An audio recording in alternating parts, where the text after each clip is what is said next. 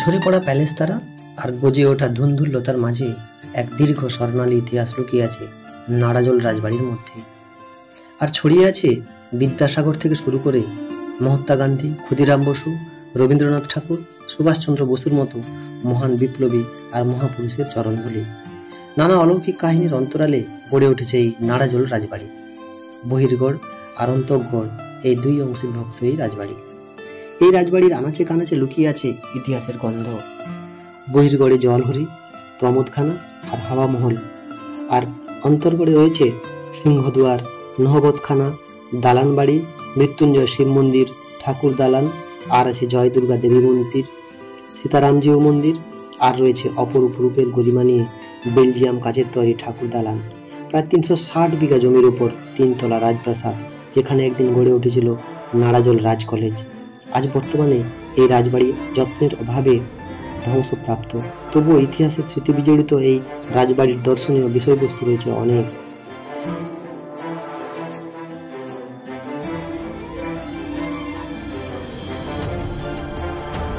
পরীক্ষা বেষ্টিত অন্তর্গড়ের সিংহদুয়ার পেরিয়ে পায়ে পায়ে এগিয়ে চললাম সামনের দিকে। কালের অচলতায় ধুন্ধুল্লতায় ভর্তি চারিদিক।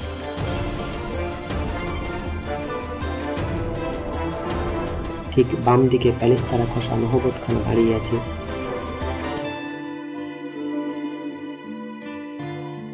এই সেই নহবতখানা।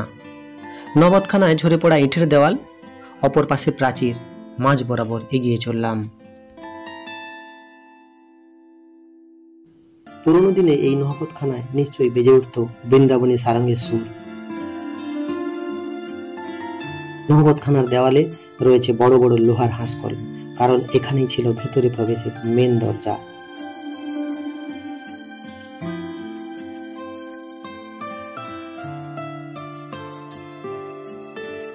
আবারও এগিয়ে চললাম। দেখলাম ডান দিকে রয়েছে মহাবীর হনুমান দেব, আর রয়েছে এক প্রাচীন নিম গাছ।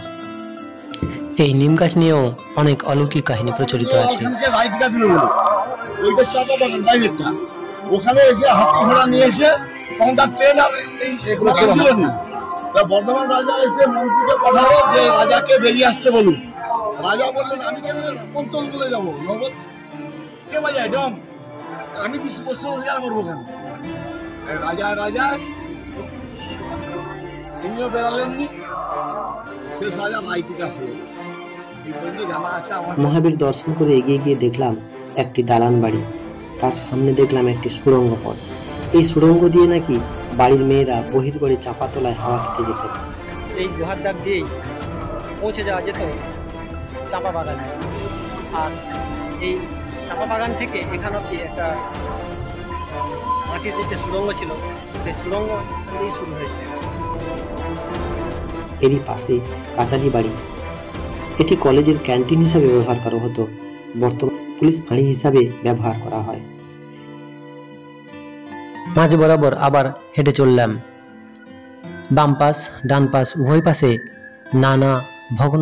ঠিক এর ডান দিকে রয়েছে মৃত্যুঞ্জয় শিব মন্দির।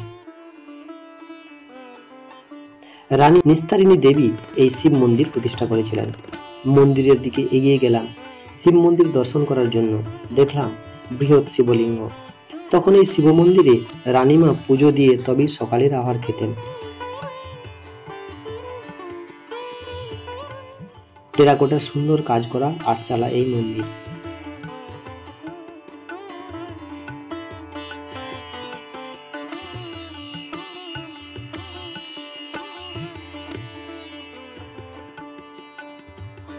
এই মন্দিরের পাশে ভাঙা ইট আর খসে পড়া প্যালেস্তারা নিয়ে দাঁড়িয়ে আছে নাট মন্দির।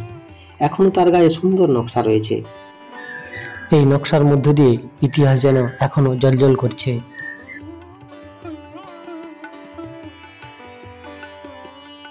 এর পাশে দুর্গা দালান, সরস্বতী দালান, নাচমহল কালের করাল গ্রাসে শিকার হয়ে সব ভেঙে পড়েছে। কাচারি মাঠ পেরিয়ে রাজবাড়িতে প্রবেশের বাম দিকে ঠাকুর বাড়ির অবস্থান। গেট দিয়ে প্রবেশ করলাম। সম্মুখে বিশাল এক কাঠের দরজা, আর সেই কাঠের দরজার উপর নিচ চারিদিক সুন্দর নকশা করা, যে নকশা এক ঐতিহাসিক স্থাপত্যের পরিচয়।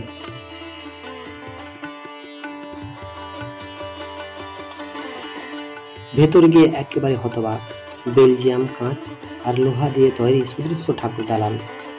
রাজপরিবারের আমন্ত্রণে একবার দেবেন্দ্রনাথ ঠাকুর ও রবীন্দ্রনাথ ঠাকুর এসে 2 দিন যাবৎ অবস্থান করেছিলেন। এই ঠাকুর দালান তার খুবই ভালো লেগেছিল, তাই এরই অনুকরণে শান্তিনিকেতনে একটি উপাসনালয় বানিয়েছিলেন। এই বেলজিয়াম কাঁচের নাট মন্দিরের পাশে সীতারামজিউ মন্দির। রাজা মোহনলাল খান 1819 সালে সীতারামজিউ মন্দির প্রতিষ্ঠা করেন। শোনা যায় মন্দির নির্মাণের জন্য সেই সময় শিলাবতী নদীর সাহায্যে অযোধ্যা থেকে বেলে পাথর নিয়ে আসার ব্যবস্থা হয়েছিল। এছাড়াও মন্দির নির্মাণের জন্য প্রায় 1 লক্ষ টাকা খরচ হয়েছিল। এই মন্দিরে রাম, সীতা, ভরত, শত্রুঘ্ন এবং মহাবীরের বিগ্রহ প্রতিষ্ঠিত আছে। এই গোবিন্দজিউ মন্দিরটি সেই সময় এই বংশের উত্তরাধিকার সীতারাম খান প্রায় 250 বছর আগে নির্মাণ করেন। প্রায় 50 ফুট উচ্চতা সম্পন্ন মন্দিরের গর্ভগৃহে রয়েছে রাধাকৃষ্ণ। রামনবমীর জন্য আজ সমস্ত দেবদেবীকে বাইরে বের করানো হয়েছে, তাই মন্দিরের ভেতরে প্রবেশ করলাম। ভেতরে শুধু সিংহাসনটি রয়েছে।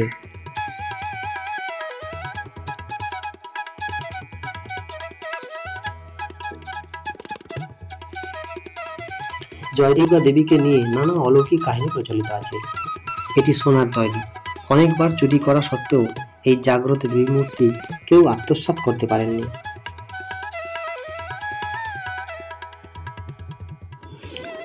রামনবমী হওয়ার কারণে রাজবাড়ির সমস্ত সদস্যগণ আজ মহাব্যস্ত এই পুজোর আয়োজনে। আবার আজ রথযাত্রা উৎসব পালিত হবে।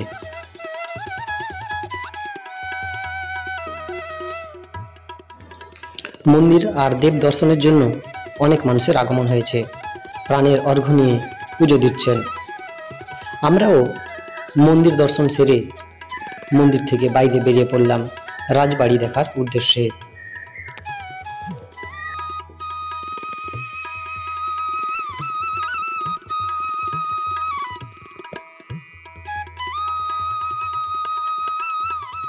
মন্দির থেকে বেরিয়ে রাজবাড়িতে প্রবেশ করলাম। এই রাজবাড়িতে মোট 250টি কক্ষ রয়েছে, তবে সেগুলি সবই সঠিক পরিচর্যার অভাবে আজ ধ্বংসপ্রাপ্ত হয়েছে। তবে ইতিহাসের পাতার দিকে দৃষ্টিপাত করলে জানা যায় সেই সময় এই রাজবাড়িটি নির্মাণের জন্য জয়পুর, লাহোর ইত্যাদি স্থান থেকে কারিগরদের আনা হয়েছিল। রাজবাড়িতেই তখন প্রতিষ্ঠা হয়েছিল নাড়াজল রাজ কলেজ। তার প্রমাণ এখনও রাজবাড়ির পরতে পরতে লুকিয়ে আছে। নোটিশ বোর্ডে এখনও এনসিসির নোটিশ লেখা রয়েছে, যা প্রমাণ দেয় এই স্থান একদিন কলেজ হিসাবেই পরিগণিত হতো।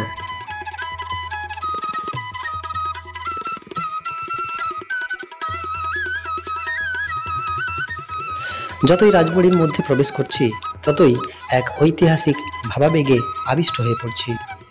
চারিপাশে উঁচু উঁচু বিল্ডিং, আপনি এলে আপনাকেও আবিষ্ট করে তুলবে।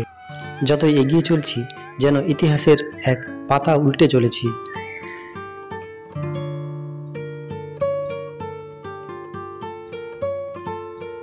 দুটো বিল্ডিংয়ের গলিপথ বেয়ে ভেতরে প্রবেশ করছি। ভয় এবং উদ্দীপনায় মন একেবারে আপ্লুত হয়ে পড়ছে, তবুও এগিয়ে চললাম। বাইরে কোকিলের আওয়াজ মনকে যেন মোহিত করে দিচ্ছে। প্রাচীন জয়দুর্গা মন্দিরের সামনে রয়েছে লোহার পরিত্যক্ত নাট মন্দির।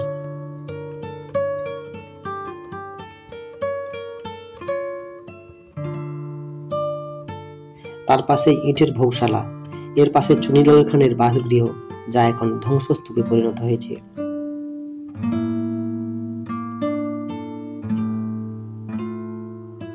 আর পশ্চিম পাশের বাড়িগুলো ভেঙে পড়েছে। লতাপাতায় ঢাকা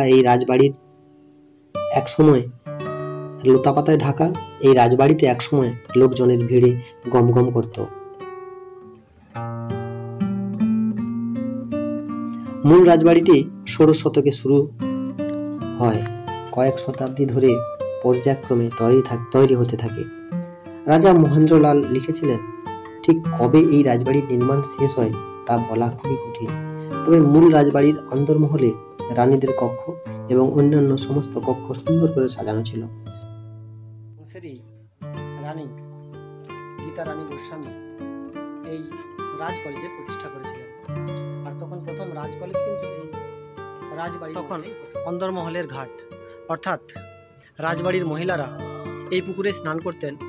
ওই সামনেই তার ঘাট দেখা যাচ্ছে, সেই ঘাটে নেমেই ওনারা স্নান করতেন এবং এটা পুরো ঘিরা ছিল। এখন যে জায়গাটা ধ্বংসস্তূপে পরিণত হয়েছে, রাজবাড়ির এই জায়গাটি ছিল সব থেকে সুন্দর। এই ফাঁকা জায়গায় ছিল বাগান, যেন মনে হয় কোনো ধ্বংসস্তূপে দাঁড়িয়ে আছি। চারিদিকে ভেঙে পড়ছে, খসে পড়ছে, কিন্তু কিছু কিছু জায়গা এখনো সুন্দর রয়েছে। নাড়াজল রাজ পরিবারের রাজ গরিমা হয়তো আজ অবলুপ্ত, কিন্তু টিকে রয়েছে তার স্মৃতিসৌধ। সেই সৌধগুলো চারিদিকে ভেঙে ভেঙে পড়ছে, আর এই ইতিহাসকে টিকিয়ে রাখার দায়িত্ব কিন্তু বর্তমান প্রজন্মের হাতে। ভুলে গেলে চলবে না। ইতিহাস যদি লুপ্ত হয়ে যায়, তাহলে আমরা ভবিষ্যতের রাস্তা তৈরি করতে পারবো না। এই যে একটা একটা দুর্গা দালান, এই ভোগঘর, দালান বাড়ি সব ভেঙে পড়ছে, তাকে রক্ষা করবে কে?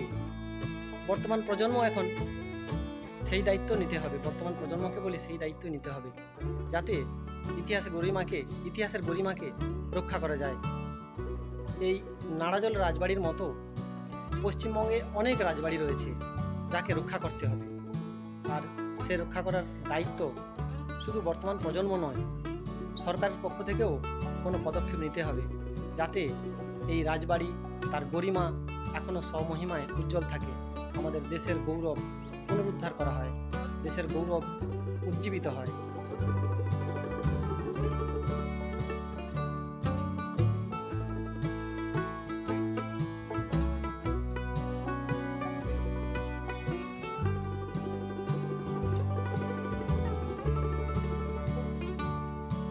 তো 60 বিঘা জমির উপর তৈরি এই নাড়াজল রাজবাড়ি।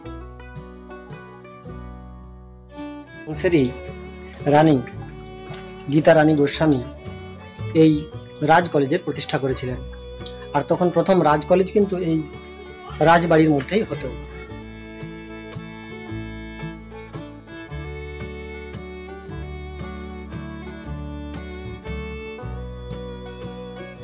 রাজবাড়ির অন্দরে রয়েছে নাট মন্দির এবং দুর্গা মন্দির।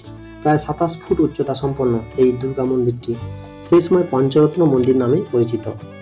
রাজা এই দুর্গা মন্দিরে জয় দুর্গা দেবীকে প্রতিষ্ঠা করেছিলেন। এর পেছনেই বাগান আর পবিত্র পুকুরটি কিন্তু সবই এখন সংস্কারের অভাবে নষ্ট হয়ে গেছে। প্রায় 15 শতকে রাজা উদয়নারায়ণ ঘোষ এই নাড়াজলে রাজবাড়ি প্রতিষ্ঠা করেন। এই উদয়নারায়ণ ঘোষ ছিলেন বর্ধমানের রাজা ঈশ্বর ঘোষের উত্তরাধিকার। শোনা যায় একদা রাজা উদয়নারায়ণ শিকারের জন্য নাড়াজলে আসেন। সেই সময় তিনি জঙ্গলের মধ্যে পথ হারিয়ে এক অলৌকিক ঘটনার সম্মুখীন হন। তিনি দেখেন মায়াবী আলোয় পরিপূর্ণ একটি স্থানে একটি বক পাখি এক বাজ পাখিকে আক্রমণ করছে। ঘটনাচক্রে সেই দিন রাতেই রাজা উদয়নারায়ণ দেবী দুর্গার স্বপ্নাদেশ পান। সেই ঘটনার পরেই তিনি সেই স্থান থেকে প্রচুর ধনসম্পদ এবং একটি দুর্গা মূর্তি লাভ করেন। পরবর্তীকালে এই ধনসম্পত্তির সাহায্যেই উদয়নারায়ণ এই রাজবাড়ি নির্মাণ করেন। অন্তর্গড় থেকে চললাম বহির্গড়ে, যেখানে বিশাল এক প্যালেস, একে বলে চাঁপাতলা হাওয়া মহল। একদিন হয়তো এখানে সন্ধ্যাবেলা চাঁপা ফুলের গন্ধে মোমো করত, আর সামনের ফোয়ারায় জল ছড়িয়ে পড়ত। এর সুন্দর কারুকার্য এখনো উজ্জ্বল হয়ে আছে। লোহার বর্গা দিয়ে তৈরি আর নিচে রঙিন পাথরের কাজ আজও অমলিন। ইতিহাসের এই সুন্দর প্রাসাদ ভেঙে পড়ছে রক্ষণাবেক্ষণ না করার জন্য। কোনো উদ্যোগ নেই আজ। এই প্রাসাদের চারপাশে আবর্জনা আর গুটকা, বিড়ি, সিগারেটের খাপ ছড়িয়ে পড়ে আছে। আজ শুধু ফাঁকা মাঠের মাঝে দাঁড়িয়ে আছে পাষাণ স্থাপত্য, শুকিয়ে গেছে ঝর্ণার জল। যদিও পশ্চিমবঙ্গ সরকার নাড়াজল রাজবাড়িকে হেরিটেজ সাইট হিসাবে ঘোষণা করেছে। নাড়াজলের রাজবাড়ির বংশধর রাজা মোহনলাল খান হাওয়া মহল নির্মাণ করেন। এই হাওয়া মহলটিকে বাগান বাড়ির আখ্যা দিলেও কোনো ভুল হবে না। সেই সময় রাজাদের মনোরঞ্জনের জন্য এখানে নর্তকীরা আসতেন। এই হাওয়া মহলের মাঠে এক সভায় এসেছিলেন নেতাজি সুভাষচন্দ্র বসু। চাঁপা ফুলের মালা পরিয়ে শঙ্খধ্বনি দিয়ে তাকে সম্বর্ধনা জানানো হয়েছিল।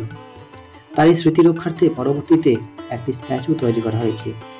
এই স্থানে বিদ্যাসাগর, রবীন্দ্রনাথ, মহাত্মা গান্ধী, ক্ষুদিরাম বসু, জওহরলাল নেহেরু, ইন্দিরা গান্ধী সকলের পদধূলি পড়েছিল।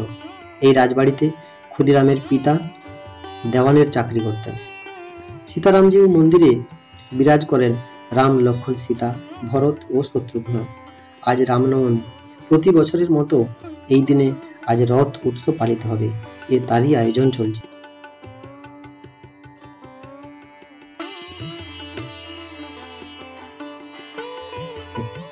বর্গিয়ানার হাত থেকে রক্ষা করার জন্য রাজবাড়ির চারপাশে রয়েছে পরিখা। তৎকালীন সময়ে এই পরিখা ছিল রাজবাড়ির রক্ষা কবচ।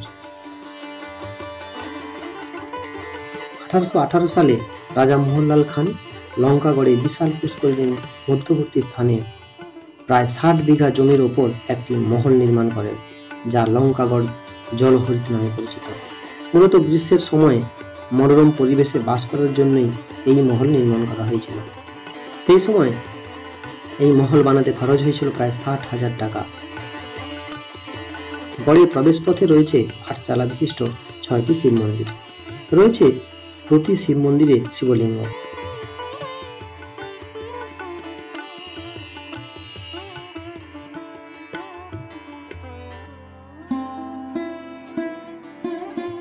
আর কয়েক কিলোমিটার দূরে রয়েছে কংসাবতী নদী। এই নদী ছিল তখন যাতায়াতের মূল মাধ্যম। দাদা, এটা কি নদী? এটা কাঁসাই নদী না? বর্তমানে এই নদীকে কেন্দ্র করে তার উর্বর মাটিতে সবজি, বাদাম ইত্যাদি চাষাবাদ চলছে। ফেরার পথে ভারাক্রান্ত মন নিয়ে ফিরতে হচ্ছে, কারণ এই ইতিহাসের গরিমা একদিন কালের করাল গ্রাসে হারিয়ে যাবে ভবিষ্যৎ প্রজন্মের কাছে। তখন এই নাড়াজল রাজবাড়ির ইতিহাস মনে হবে এক রূপকথার কাহিনী।